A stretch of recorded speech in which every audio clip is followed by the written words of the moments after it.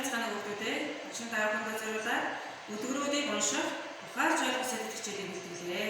Дэвтэр номоо гаргаад хичээлдээ өдөртөө оролцохыг хүсье. Энэ удаагийн хичээлийн зорилго өдгөрүүдийг унших, чухал хэсгийг тэмдэглэж авах зорилготой. Та хичээлийн агуулга эдгээр 3 өдгөрийг унших, ухаарч ойлгох, гэрийн даалгавар гэсэн хэсгээс энэ удаагийн хичээлийн агуулга өрдөж байна. За эхний өдөр. Гадарчны өдрүүдийн цувралаас бид үзэж байгаа. Тэгвэл бидний үзэж байгаа өдрүүдэд энэ тайлбар хэрэг байна. Монгол ардын хошин шогөлгөрийн хамгийн нөлөө бүхий баатар нь Далан худалч байна. Далан худалч нь хаад ноёдын эсрэг хурц оюун бэлгээрээ тэмцэж чадсан ардын баатрын дүр юм. Тэгвэл бидний үзэж байгаа цуврал өдрүүдэд гол дүр нь энэ дүр гарч байгаа. Яагаад гэхээр ард түмнийхээ төлөө экстенцийн эсрэг дугаж чадсан шилдэг дүрүүдийг оруулж өгсөн байна. За өдрийг уншиж өгөх шин. Заяа мод далан модч заргаалцсан бэлэн сэнгээ захын модонд хүлээтэй өдөж задгаа хээр байхтай гээд дуулж байтал далайн ноёны шадар тушмал салга батмуухгүй сайвар морой унсаар өргөтнө баа ноёны өшөөгөөрэй. Батлаг зарцвыг чинь ууц ногооны өжиг өвчин харагдаад удаан жил хэвтэрт байсан хүн юмсан. Энэ дом элдв дээдээр аргалаад эдгээгүй юмсан. Энэ удхан модноос хөлөөлгөл эмгэг хууч минь эдгэн гэлээ. Тэгээ модноос хөлөөсөн чинь хоногийн дотор эдгэж сайхан болоод орвоогийн сайныг үзтээ баярлаж сундаа. За сургуулийн 102 дугаар улснаас нэмж унших нь шүү. За өдрүүдийн уншаад хийж гүйцэтгэх даалгаврыг ажиглая. Нэгдүгээр үгийн тайлбар. За энэ бид нэр удхан модонд хөлөөлж өжиг өвчнөө эдгээсэн гэсэн гарчлалыг уншиж байгаа. Тэгвэл удхан гэдэг үгийг тайлбарсан байна. Эмгтэй бөө удхан гэдэг. Тэгвэл удхан мод гэдэг ямар байж болох вэ гэдгийг та бүхэнд асуулт хэлбэрээр өгч мэдээж байна шүү. За сайвар морийг унсаар батмуухгүй хүрэлцэн гэсэн. Тэгвэл сайвар морь гэж ямар үг байна вэ гэхээр адууны жорон мэт алгуухан алах явдлыг сайвар алхаар гэдэг байна. За өжиг өвчин. Удаан хугацааны туршид өвдсөн өвчнийг өжиг өвчин гэдэг юм. За хоёрдугаар хэсэг нь өдгөрийн дөрүүдийг нэрлэнэ. Сэнгээ, батмуух, өөр гарч байгаа үг та нар өөрсдөө нэмэн дэлгэрүүлж мэдэх нь байна. Гуравдугаар үг ялган тодруулсан өгүүлбэрийг бичээрэй. За энэ тэгээгээ хэлсэн өгүүлбэр. За энэ өгүүлбэрийг бичих нь байна. Дөрөвдүгээрт өдгөрийн гол санаа хоёр өгүүлбэрээр граммуулан бичих нь. Энэ өдгөрийн гол санаа хоёр өгүүлбэрээр граммуулан бичих нэ. За дараагийн өгүүлбэр. Хоолоо хийсэн зэрэг төлөв ахна. За багш мөн адил уншиж өгье. Нар жаргаж орой болсон хойно бадарчин нэг айлд хоноглохоор очтол тэр айл хоолоо хийгээд идчихсэн болохоор дахин хоол хийхээс төгшөөсөн ч юм уу хоолоо харамссан ч юм уу бадарч гойч морь муутай явах шиг дээ. Манайх айл эрт хоолоо хийгээд идчихсэ.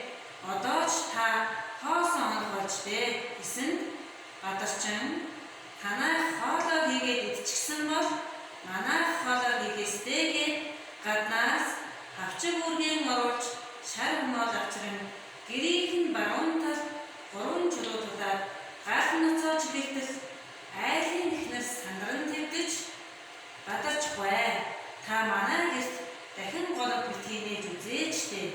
Би хоол хийж өгье гэж гуйсан бадарчин намайг орж ирэнгүүтэл ингэж хэлсэн бол зөв байсан юм л та гэжээ. Өдрийг уншаад хийж гүйцэтгэх даалгаврыг ч оруулж өгсөн байна. Нэгдүгээр морь муутай явах, хавчиг үүрэг, шар хомоол, гал ноцоох гэсэн үгсийг журмалсан төлөвшиг ашиглаад энэ өдрийн утга агуулгыг ажиглаж байгаа өөрсдөө тайлбарлаж өчээрэй. Хоёрдугаар айлын эзэгтэй манай гэрт дахин голог битгий нээж үзээчтэй гэж гуйсан нь ямар учиртай юм бол яагаад гэсэн асуулт нь өвөө, эмээ, аав, ээж, ах эх нарынхаа тусламжтайгаар хариулах нь шүү. За 3 дугаар бадарчин хүнд хандах хандлагыг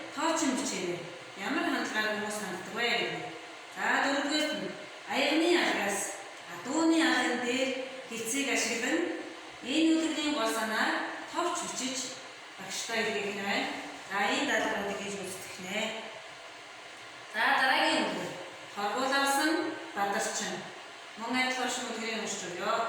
Урд нэг бадарчин зам дээр аваад сууж байтал нэг хяад авч ирээд үн ноёнтон үгээр үзэгдүү гэж бадарчингаас асуужээ. Бадарчин бүү мэд нэг лөрчин явж байгаа харагдан билээ гэв. Хя тийм үгээ явчихжээ.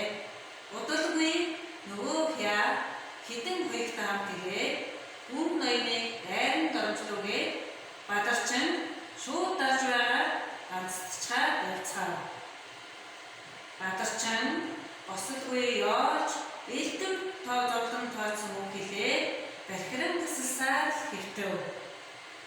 Ямар ч хүн байж болно гээ үн ноён өөрөө нэрж үзвэл бадарчин бархирсаар хэвтжээ. Үн ноён түүнийг үзээд өвдөж чамд би нэг унах бүү өгье. Чи түүнийг унаад явж байдаа гэлээ. Бадарчин үг аваад ашгүй явжээ. Үн ноён нөгөө бадарчин юу ярьж явааг нь мэдхээр хүн явуулсан юм. Гэтэл бадарчин үн ноён үгээ торгуулаад гүйдэг бадарчин өсөөр торгуулаад явж л байна даа гэж ярьсаар явахыг үзээд ноёндон хэлэхэд нь ноён нь юу ч дуурсангүй гэмдээ. За энэ үгрийг уншаад сонсоод хийж үздэг таа. Нэгдүгээр хя гүн хой гэсэн үгийг мөн адил журмалсан төлөвчийг ашиглаад үдгэрийнхээ агуулгыг ойлгож байгаа тайлбарлаж өгчээ. Хоёрдугаар бадарчин бүү мэд нэг лөрчин явж байгаа харагдан билээ гэв. Гэсэн энэ өгүүлбэрийг өөрийнхөө ойлгоцоор тайлбарлаж өгчээ. За гуравдугаар хягийн дүрийг асуусан асуулт хийсэн үйлдэлээр нь тодруулан бичнэ. Энэ хэсэгт гарч байгаа ямар асуусан ямар үйлдэлийг хинээр хийгдсэн бэ гэдгээс нь ажиглаж байгаа та бүхэн бичнэ шүү. За дөрөвдүгээр хүн ноёны зан чанарыг өмгөөлөн бичнэ. Хягаас нь өмгөөлж хүн ноёны зан чанарыг эерэг байдлаар гаргаж бичээрэй. За тавдугаар үлгэрийн сургамжит санаа товч тэмдэглэн бичгэнэ шүү. За гэрийн даалгавар хэсэг 3, 4, 5 дугаар слайд буюу хуудсан байгаа хичээлүүдийг дэвтэртээ гүйцэтгэх даалгаврын хамт хийгээд багштай энэ хугацаанд илгээх нь шүү. За гэрийн даалгавраа хийхдээ мөн адил хэрэглэгчгээ бүх тайлбараар бичиж багштай илгээх нэ.